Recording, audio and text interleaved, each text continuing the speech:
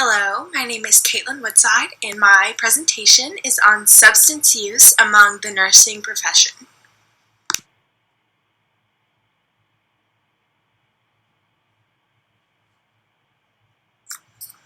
Substance use among the nursing profession by Caitlyn Woodside.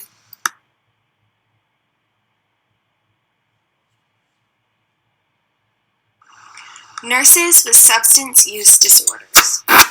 Substance use disorders, also known as SUD, refers to both substance use and substance dependence of harmful substances such as alcohol, marijuana, opioids, or other recreational drugs.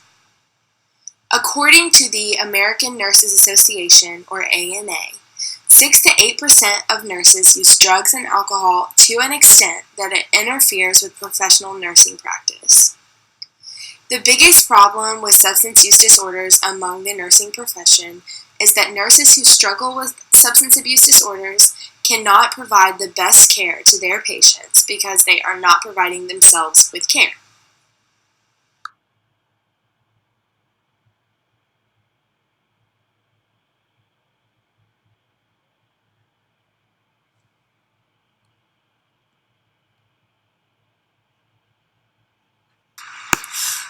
The opioid epidemic. According to the American Nurses Association, the ANA, 78 Americans die every day from an opioid overdose, many of which occur from prescribed medications. Opioid sales have quadrupled from 1999 to 2014, and heroin overdoses have tripled since 2010. This extreme incline of opioid abuse is known as the opioid epidemic, from which nurses are definitely not immune. Although nurses play a central role in addressing this epidemic, substance use of opioids is common among nurses themselves. So a diagnosis of a substance use disorder, treatment, and rehabilitation are necessary interventions to ensure that the nurse remains healthy and professional in his or her career.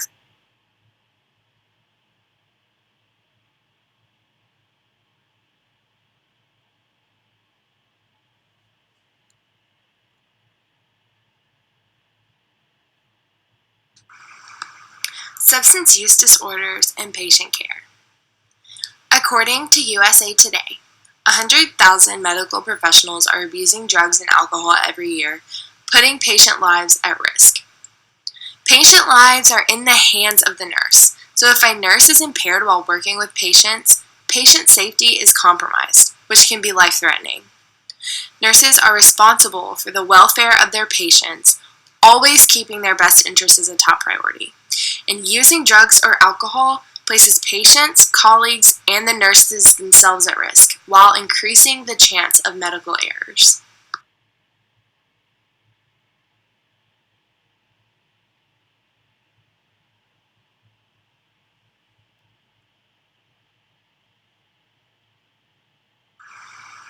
Personal accounts of substance use disorders.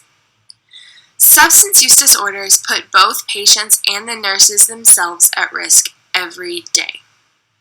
Substance use disorders cause a jump in medical errors due to impairment and a lessening of quality of patient care and safety of patient care. David Kwiatkowski, a hospital technician, was found injecting himself with patient medication and refilling the syringes with saline solution. He eventually tested positive for hepatitis, and 8,000 patients were sent for hepatitis testing as well after being treated by him. He infected at least 46 people with hepatitis from his substance use disorder in a hospital in New Hampshire. Stephen Lloyd, a physician in Tennessee, acquired a substance use disorder of narcotics when he was in his residency. During his practice, he was always impaired, but no one ever seemed to notice. Stephen told USA Today in an interview that looking back on his behavior terrifies him, knowing that he could have possibly harmed or maybe even killed many patients due to his impairment of his substance use disorder. Carla Del Vecchio, a nurse at the University of Michigan Medical Center, was found dead of an overdose on patient medications in the bathroom of the hospital. Several reports of stolen medications were reported, but not ones of Carla Del Vecchio. She had a substance use disorder which caused her to steal patient medications and eventually die of an overdose due to her disorder. Each of these cases show that both nurses and patient safety is at risk when substance use is involved. And without intervention, treatment, and rehabilitation of the addicted nurse, life-threatening consequences are possible.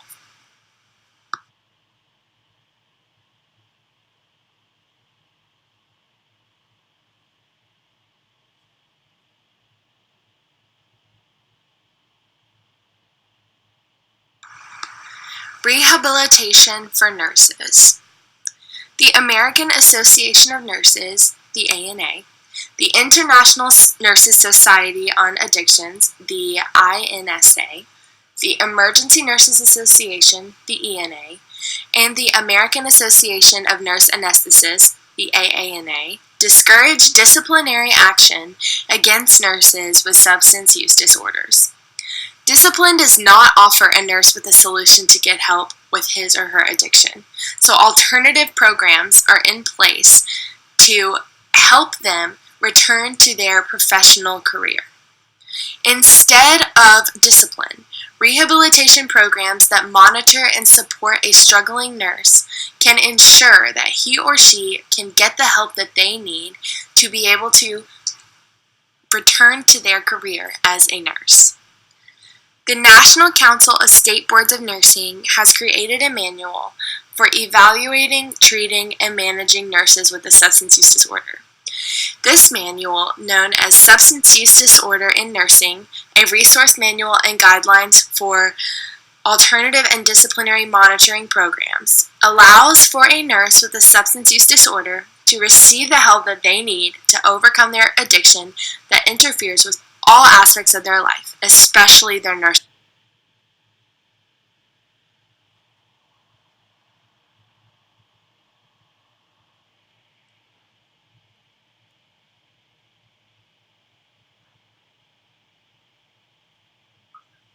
Returning to work after treatment. Returning to work after rehabilitation can be a difficult task for a nurse that has previously suffered with a substance use disorder. To make the transition as smooth and professional as possible, a nurse in recovery must use the resources he or she has in order to remain healthy and recovered from a substance use disorder. The nurse must also remember that he or she is accountable for the agreement made for the nurse to return to work, and remember that professionalism is of utmost importance of the nursing practice. A nurse in recovery's peers are just as important in the transition back to work as well. Nursing peers should always avoid judgments, continue to participate with the nurse as a team member, and respect the nurse's right to confidentiality about his or her substance use disorder. Creating a supportive environment for the recovery of a nurse is extremely important for continued recovery. The main goal for both the nurse in recovery and the nursing peers are to ensure that the nurse is able to return to her professional career, maintain a healthy lifestyle, and always keep patients' needs as the top priority.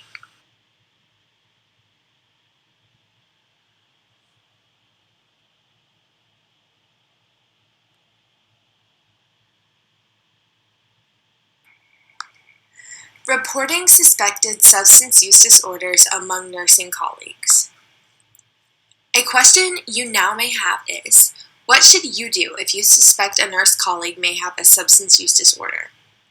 First, know the indicators. The indicators include behavior changes, physical signs of impairment, and drug diversion. Drug diversion could be stealing medication, having miscounts when disposing of controlled substances such as narcotics, or witnessing a nurse with medication that should have been disposed of or completely given to a patient. Next, if the above indicators point to a substance use disorder in a colleague, report the incidents. The sooner a nurse with a substance use disorder is reported, identified, and treated, the sooner that risk is lifted off of patient care, and the sooner the nurse can begin recovery. Lastly, be supportive. If a nurse colleague does have a substance use disorder, refrain from judgment and offer a supportive environment for recovery. The goal is always recovery and return to work as a professional nurse as soon as possible.